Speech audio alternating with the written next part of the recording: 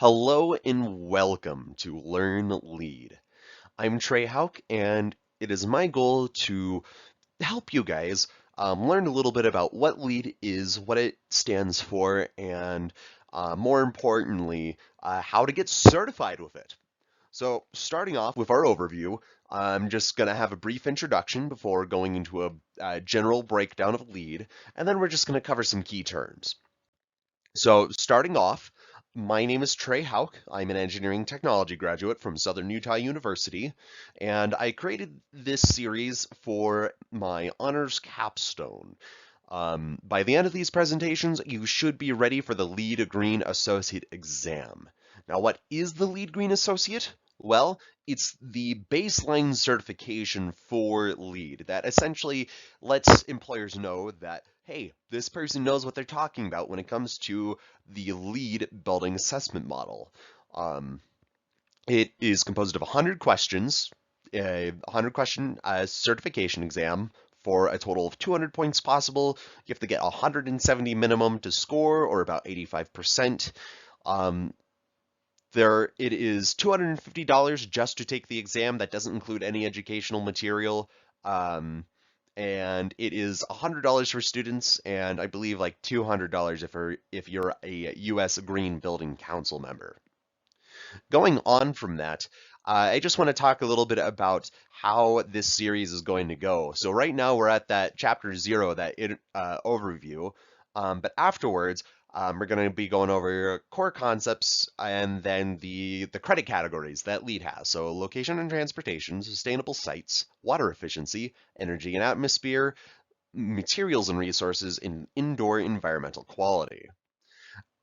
As far as LEED goes, LEED stands for the Leadership in Energy and Environmental Design and was founded in 1998 as a part of the U.S. Green Building Council. It's a building assessment model, which is essentially a way for us to determine how a building is green. Because what makes something green is a very subjective question. Could be, does it source local materials? How are the emissions? Or even just, is the building painted green? So we use building assessment models to define that.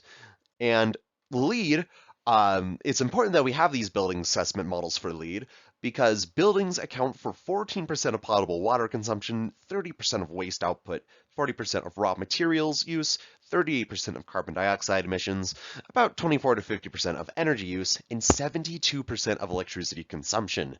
This is just pulled from the LEED version 4 exam prep handbook, which is where most of this information will be coming from. I'm essentially summarizing it and then expanding upon it so that you don't have to shell out the additional $200 or so that it costs to get that educational material.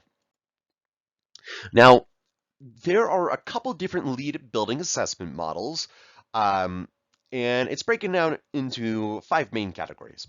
There's building design and construction, which is what most buildings will fall under, most new buildings.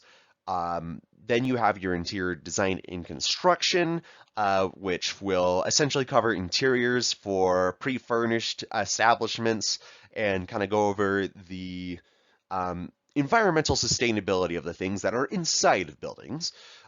You have building operations and maintenance, which is for buildings which have been around for over a year now, and is just a set of standards of use to ensure that buildings are continuing to be sustainable long after they're built.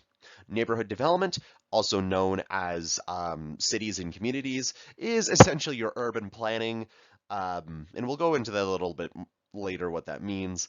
Homes is your single residence, a double residence, duplex, triplex. If a person lives in it, that's most likely where going to fall into that category. Now, as far as LEED certification in with these systems, there's 4 main levels.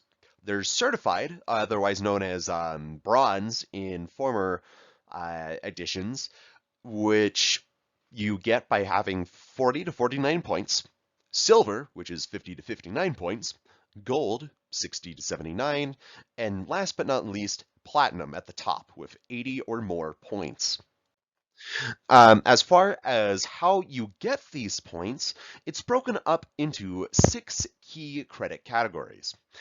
The first one being sustainable sites, which essentially goes over choosing your site and the how that contributes to emissions getting to and from it. There's water efficiency, which goes over how water is being used in the building. Energy and atmosphere, which covers how the building not only heats and cools itself, but also how it powers its appliances, its electricity. Materials and resources, what we're doing to make the materials that we build buildings with sustainable, indoor environmental quality, essentially making sure that our buildings are livable. And then last but not least, innovation and operations and regional priority, which is kind of just a catch-all for a variety of topics that we'll explain a little bit more once we get into it with that last chapter. Now, this is the introduction, so wrapping up things here shortly, I just want to leave and end things with one final question to kind of get you thinking before we go on to our first chapter here. And that is, why is environmental sustainability important? I'll let you think on that. And without further ado, thank you. This is Trey Hauk, signing off.